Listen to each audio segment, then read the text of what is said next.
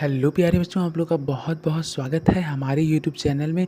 आज की इस वीडियो में हम लोग बात करने वाले हैं किसके बारे में, प्रॉपर्टीज़ ऑफ इथानाइक एसिड के बारे में। पिछले वीडियो में हमने इथेनॉल की प्रॉपर्टी देखी थी, इस वीडियो में हम लोग इथानाइक एसिड की प्रॉपर्टी को देखेंगे। चलिए हम लोग बात करते हैं। तो इथेनॉल पहले है क्या, ये हम लोग जान लेते हैं।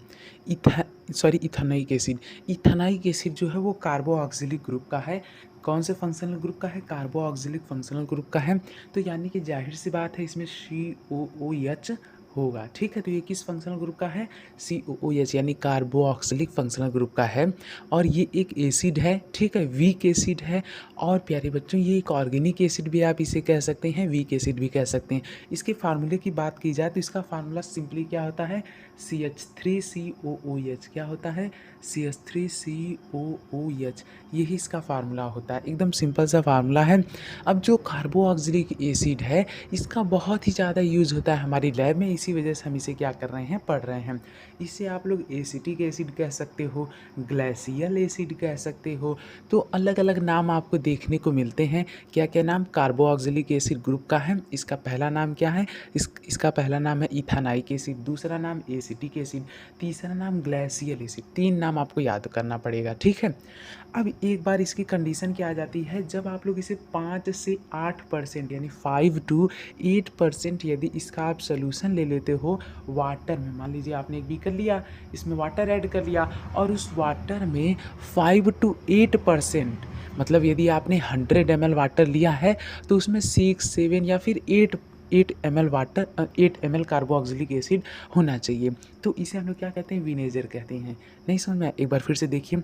मान लीजिए मैंने कोई एक सोल्यूशन प्रिपेयर किया, उसमें कितना ml मैंने वाटर लिया, उसमें मैंने वाटर लिया मान लीजिए 100 ml। कितना ml? 100 ml, ठीक है। अब उसमें मान लीजिए मैंने 6 7 या फिर 8 इतना ml क्या ले लिया? एसिटिक एसिड ले लिया, यानी कि कार्बोऑक्सिलिक एसिड ले लिया। तो ऐसे सोल्यूशन को हम लोग क्या कहते हैं? ऐसे ही सोल्यूशन को हम लोग कहते हैं विनेगर। विनेगर आप लोगों ने बहुत बार सुना होगा नाम, ठीक है, आपने एसिड बेस साल्ट में भी सुना होगा। तो विनेगर एकदम कॉमन सा वर्ड है। विनेगर क्या होता है? आप एक वाटर ले लीजिए, ठीक है, सॉरी, आप एक बीकर ले लीजिए, उसमें 95 ml वाटर ले लीजिए और 5 to 6 ml क्या ले लीजिए? एसिटिक एसिड ले लीजिए। तो उसी को हम लोग क्या कहते हैं? उसी को हम लोग विनेगर कहते हैं। अब देखिए बहुत ही इंटरेस्टिंग चीज़, इसका जो मेल्टिंग पॉइंट होता है, ध्यान से सुनिएगा, इसका जो मेल्टिंग पॉइंट होता है वो 17 डिग्री सेल्सियस होता है। कुछ समझ में आया? 17 डिग्री सेल्सियस मतलब रूम टेम्परेचर पे भी ये क्या हो जाएगा? जमा रहेगा। मतलब कि इसी वजह से इसे हम लोग क्या कहते हैं, मतलब बहुत जल्दी जम जाता है। रूम टेम्परेचर नहीं, यहाँ का तो नहीं, अगर हम लोग बात करें थोड़ा सा नीचे की साइड में, यानी कि इधर यदि हम लोग आते हैं थोड़ा सा नीचे, तो यदि 25 डिग्री टेम्परेचर है, ठीक है, तो यदि इससे घट करके ठंडी का मौसम आया तो 20 और 70 तो हो ही जाता है ना, 17, तो ये आराम से क्या हो जाता है? जम जाता है, ठीक है। इसी वजह से इसे हम लोग ग्लेशियल एसिड भी कहते हैं। क्यों कहते हैं? क्योंकि इसका मेल्टिंग पॉइंट बहुत ही कम है, बहुत ही जल्दी क्या हो जाता है? जम जाता है। इसी वजह से इसे हम लोग क्या कहते हैं? ग्लेशियल एसिड कहते हैं। अब भाई जाहिर सी बात है, H2SO4 कभी आपने जमा देखा? इतना जल्दी तो नहीं जमता है। आपने कभी कोई और, मतलब जैसे HCl हो गया, ये सब जल्दी नहीं जमते हैं, पर ये बहुत जल्दी जम जाता है, ठीक है, बहुत जल्दी क्या हो जाता है? जम जाता है। इसकी मेल्टिंग पॉइंट बहुत ही कम है, इसी वजह से इसे हम लोग क्या कहते हैं? ग्लेशियल एसिड कहते हैं, ठीक है।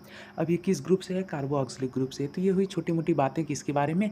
अब हमने बातें कर ली हैं इथानोइक एसिड के बारे में। मुझे उम्मीद आप लोगों को क्लियर हो गया होगा कि इथानोइक एसिड क्या है, ठीक है। अब बढ़ते हैं आगे। अब हम लोग बात करेंगे किसके? रिएक्शंस ऑफ इथानोइक एसिड, जो कि बहुत ही इंपॉर्टेंट टॉपिक है बोर्ड पॉइंट ऑफ व्यू से। तो चलिए इसे स्टार्ट करते हैं। पहला रिएक्शन आ जाता है स्टरिफिकेशन रिएक्शन। पहले मैं आपको वर्ड समझा देना चाहता हूँ। ईस्टर, ईस्टर जो वर्ड होता है ये एक ग्रुप होता है, बेसिकली RCOO। इसे हम लोग ऐसे डिनोट करते हैं। आर क्या है? आर कार्बन की चेन है। तो ये सब आप लोग आगे जानेंगे, इसमें घबराने वाली कोई बात नहीं है। बस इतना जानिए कि ईस्टर जो होता है वो एक ऐसा कंपाउंड होता है जिसे यदि आप सूंघेंगे ना तो बहुत अच्छा महकेगा, मतलब उसकी महक, उसकी सुगंध बहुत ही अच्छी होती है, ठीक है। तो उसी को हम लोग ईस्टर कहते हैं। ये केमिकल कंपाउंड होता है ईस्टर। ईस्टर एक केमिकल कंपाउंड होता है। इसकी महक जो होती है वो स्वीट होती है।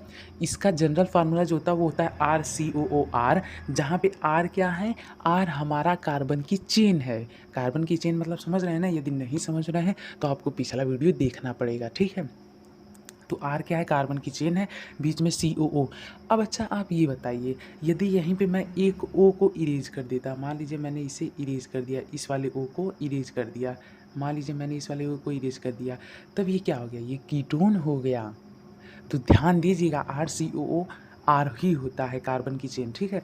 तो चलिए बात करते हैं, जब हम लोग एसिटिक एसिड यानी कि एसिटिक एसिड मतलब बोलिए इथेनाइक एसिड, इथेनाइक एसिड का रिएक्शन जब हम लोग इथेनॉल से कराते हैं, इथेनॉल को इथाइल अल्कोहल भी कहते हैं, तब हमें क्या मिलता है, तब हमें मिलता है इथाइल एसीटेट ईस्टर प्लस में वाटर मिलता है।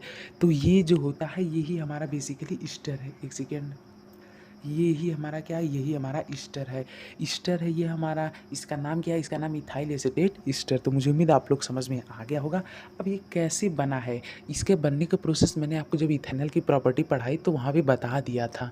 तो यदि आप लोगों ने नहीं देखा है जाके देख लीजिए, और देखा है तो बहुत ही अच्छी बात है, आप लोग पता होगा कैसे बना है, ठीक है। तो इस पर हम लोग ज़्यादा देरी तक नहीं टिकेंगे, हम लोग बढ़ेंगे अगले इंपॉर्टेंट रिएक्शन की तरफ। और एक और की पॉइंट है, मैं आपको बता देना चाहता हूँ। देखिए, यदि आपको ईस्टर है, ठीक है, क्वेश्चन आ सकता है, यदि आपके पास ईस्टर है और आप चाहते हैं कि वापस हम इसे क्या पा लें, इथाइल अल्कोहल पा जाएं और एसिटिक एसिड पा जाएं, ठीक है। तो इसे मैं कैसे पाऊंगा, मतलब वापस इसे मुझे पाना है तो कैसे पाऊंगा। तो सिंपली हम लोग कुछ नहीं करते हैं, हम लोग इसे सोडियम हाइड्रोक्साइड की प्रेजेंस में, सोडियम हाइड्रोक्साइड यानी कि NaOH से क्या करते हैं, ट्रीटिंग करते हैं इसकी, मतलब उसके प्रेजेंस में उसी से इसका क्या कराते हैं, रिएक्शन कराते हैं, किसका, ईस्टर का। फिर से सुनिए, ईस्टर को हम लोग ट्रीट करते हैं जब सोडियम हाइड्रोक्साइड से, तो वापस से हमें क्या मिल जाता है, एसिटिक एसिड नहीं मिलता है, एसिटिक एसिड का साल्ट मिल जाएगा, और उसी के साथ साथ में इथाइल अल्कोहल हमें मिल जाएगा। कैसे मिलता है, चलिए इस प्रोसेस को मैं आप लोगों को समझा देता हूँ। ये देखिए लिखने वाला है, इसी वजह से मैं इसे लिख करके पहले से ही नहीं लाया, ठीक है। तो अब देखिए, अब हम लोग इसका रिएक्शन कराएंगे। देखिए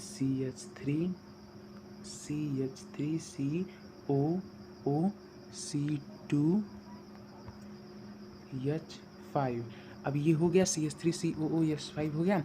अब हम लोग क्या करेंगे, इसे ट्रीट करेंगे, किसे ट्रीट करेंगे, सोडियम, एकदम ध्यान से देखिए, थोड़ा सा एडजस्टमेंट करना पड़ रहा है पर एकदम ध्यान से देखते रहिए।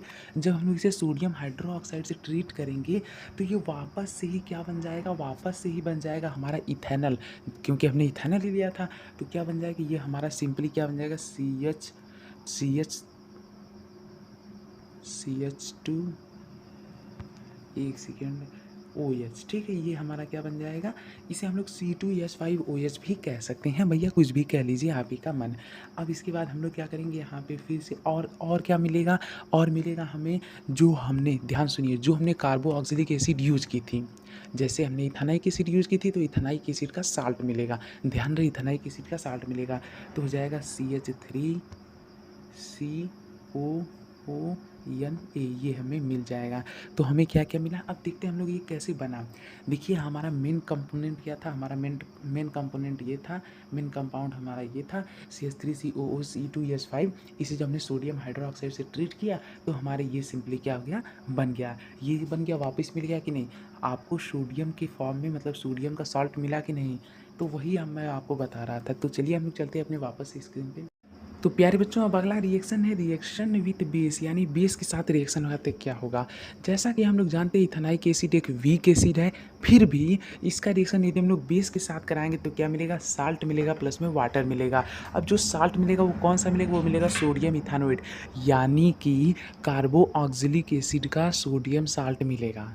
इसे हम लोग कई तरीके से बुला सकते हैं, एक तो इसका नाम है सोडियम इथानोएट बुला दो, या फिर आपसे कोई ये भी कह सकता है कि इथानाइक एसिड का सोडियम साल्ट, ठीक है, इथानाइक एसिड का सोडियम साल्ट भी कोई कह सकता है। तो सिंपल सा रिएक्शन है, एसिड और बेस का रिएक्शन होगा तो भैया वाटर तो रिलीज होगा ही।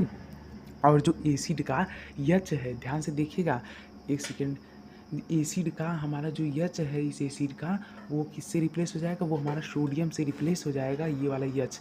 तो क्या बन जाएगा, बन जाएगा सोडियम इथानोएट प्लस में वाटर। ये हो गया एकदम सिंपल सा रिएक्शन, इसमें कोई ताम झाम नहीं है। हम लोग बात करते हैं किसके, अगले रिएक्शन की। अगला रिएक्शन है reaction with carbonate and hydrogen carbonate. जैसा कि हम लोग जानते हैं एसिड का रिएक्शन कार्बोनेट या हाइड्रोजन कार्बोनेट के साथ होता है तो क्या क्या मिलता है। पहला हमें मिलता है CO2, दूसरा हमें मिलता है H2O। दो चीज़ें मिलती हैं CO2 प्लस H2O, प्लस में जो एसिड है उसका साल्ट मिलेगा। जो एसिड है उसका क्या मिलेगा, साल्ट मिलेगा। अब जिसका कार्बोनेट या हाइड्रोजन कार्बोनेट है उसके हिसाब से। तो यहाँ पे हमने लिया है सोडियम कार्बोनेट। क्या लिया है, सोडियम कार्बोनेट। तो पहले हमें सोडियम कार्बोनेट का क्या मिलेगा, साल्ट मिलेगा।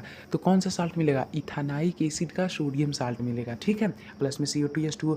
अब फिर यहाँ पे यदि बाइकार्बोनेट से करा दिए तब क्या मिलेगा, तब भी हमें सोडियम का मतलब कार्बोक्सिलिक एसिड का सोडियम साल्ट मिलेगा, ठीक है। और मिलेगा CO2 प्लस में H2O। अब अंतर कहाँ पे आया, अंतर यहाँ पे आया, दिखा। तो ये अंतर यहाँ पे आया है। तो मुझे उम्मीद आप लोग समझ में आया होगा। अब इस तरह से ये खत्म होता है। मुझे उम्मीद आप लोग समझ में आया होगा। यदि यहाँ तक आ जाए चैनल सब्सक्राइब करें। सो थैंक यू, जय हिंद, मिलते हैं अगली वीडियो में।